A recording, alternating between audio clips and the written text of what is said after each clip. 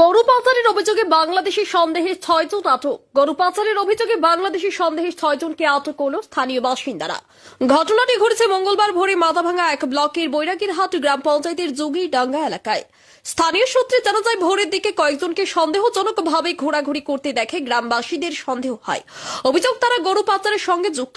এরপর স্থানীয় বাসিন্দারা ওই 6 জনকে আটক করে মারধর করে এবং পরে মাথাভাঙ্গা থানার পুলিশের হাতে তুলে দেন। খবর পেয়ে দ্রুত ঘটনাস্থলে পৌঁছায় মাথাভাঙ্গা থানার পুলিশ ও বিএসএফ। পরে আটক ব্যক্তিদের উদ্ধার করে পুলিশ নিজেদের হেফাজতে নিয়ে মাথাভাঙ্গা মহকুমা হাসপাতালে ভর্তি করায়।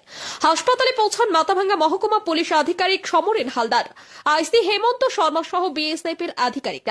পুলিশ সূত্রে জানা গেছে, আটক 6 জনই বাংলাদেশের নাগরিক বলে প্রাথমিকভাবে জানা যাচ্ছে। গোটা ঘটনার তদন্ত শুরু করেছে পুলিশ।